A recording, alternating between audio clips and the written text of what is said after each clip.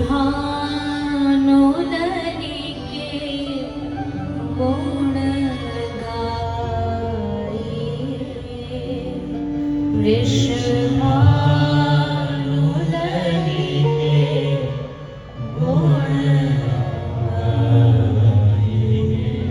श्री राधिका के गुण गाए,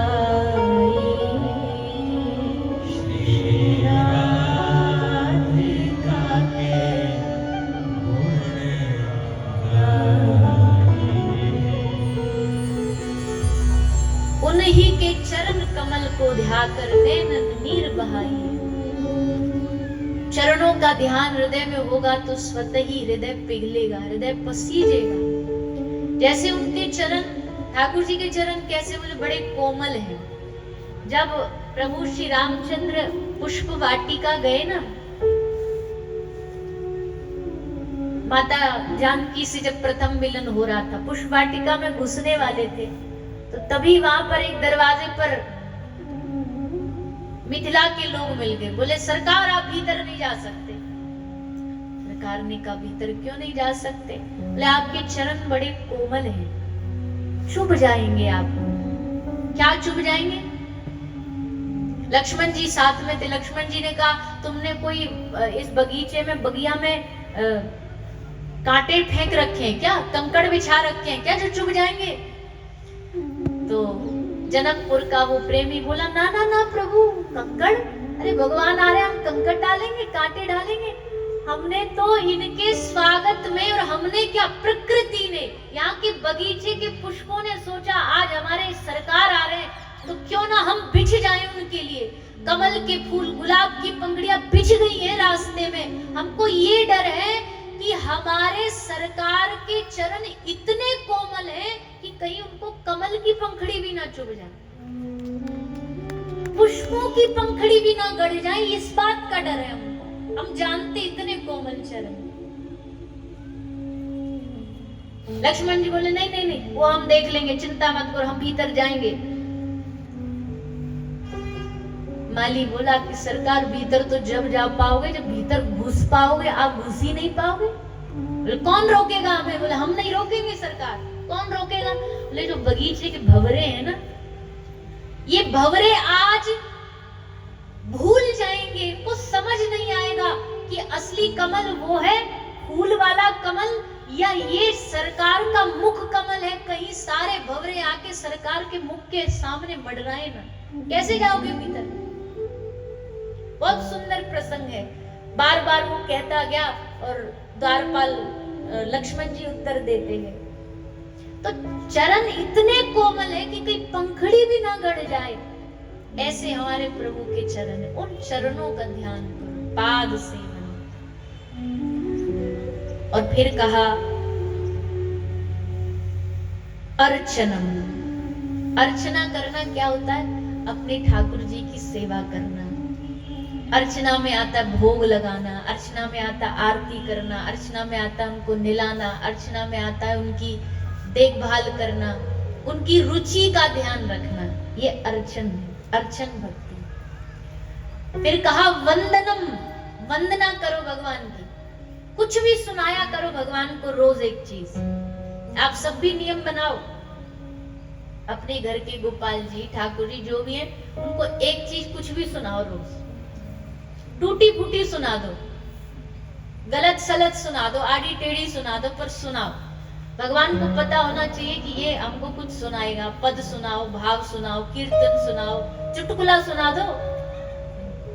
चुटकुला ही सुना दो कि प्रभु आज आप बहुत सीरियस से बैठे लो, आपको एक चुटकुला सुनाते हैं। कुछ भी सुना दो। एक बालक भगवान के सामने खड़ा होके क ख ग ग सुना रहा था। पंडित जी बोले बेटा क्या सुना रहा है? कोई मंत्र सुना, कोई स्तुति सुना?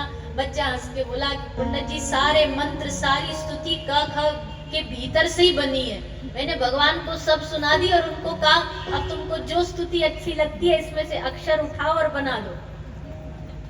हम कब तक दिमाग मारे? हमको तो आता ही नहीं कुछ भी, इसलिए हमको जो आता हम वही सुना देते।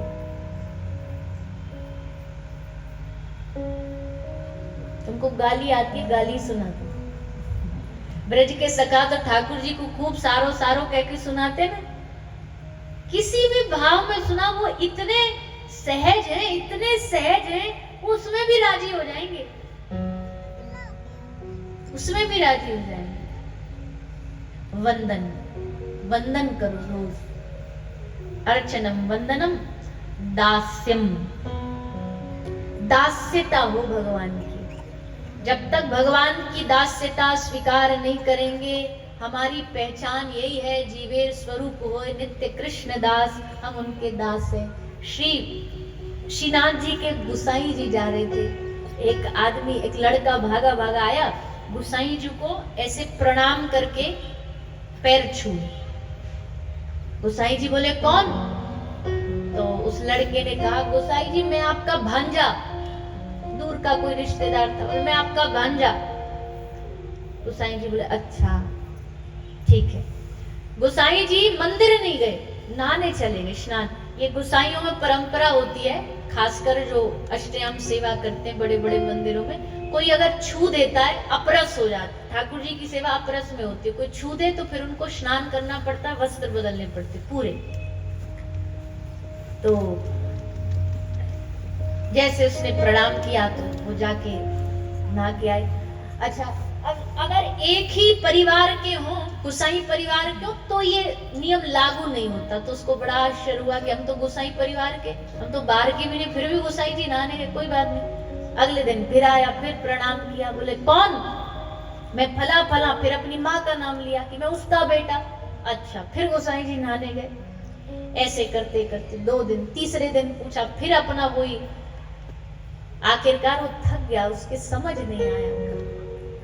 तब किसी उसे भक्त ने उसको सलाह दी, आज जाके ये बोलना। तो गया, उसने जाके बोला, प्रणाम किया। गोसाई जी ने बोला कौन? उसने कहा गोसाई जी मैं श्रीनाथ जी का दास। बोले ओ अच्छा अच्छा अच्छा ठीक है, और बिना स्नान करे मंदिर में घुस गए। क्यों? बोले जब तक तू संसार से रिश्ते बताएगा तब तक हमको अछूता ही लगेगा, पर जिस दिन तू ये रिश्ता श्रीनाथ जी के दास के रूप में तू बताएगा ना, अब हमको कोई स्पर्श से कोई कष्ट नहीं, कोई दुख नहीं, अब तुम आराम से छू सकते। तो इसलिए दास्यता होना ये मुख्य भाव है भक्ति का। अर्चनम वंदनम दास्यम सख्यम आत्मनिवेदनम। आत्मनिवेदन हमने पहले ही बता दिया, आत्मनिवेदन का मतलब है समर्पित। आत्मनिवेदन का ये 9 भक्ति है, ये 9 भक्ति सबके भीतर होनी चाहिए। इन 9 भक्ति से ही भगवान आएंगे हृदय में। केवल पांडाल में कृष्ण प्रकट हो जाए, कोशिश ये नहीं करनी, हमारे हृदय में कृष्ण प्रकट हो, ये कोशिश करनी है। और ये तभी होगी जब ये 9 प्रकार की भक्तियों का हमारे जीवन में वास हो जाए। अच्छा, ये और सुनो, पहली, दूसरी, तीसरी, चौथी लगा लो, चलो ये 4 जो गेर है ना, ये नहीं थोड़े से मुश्किल है।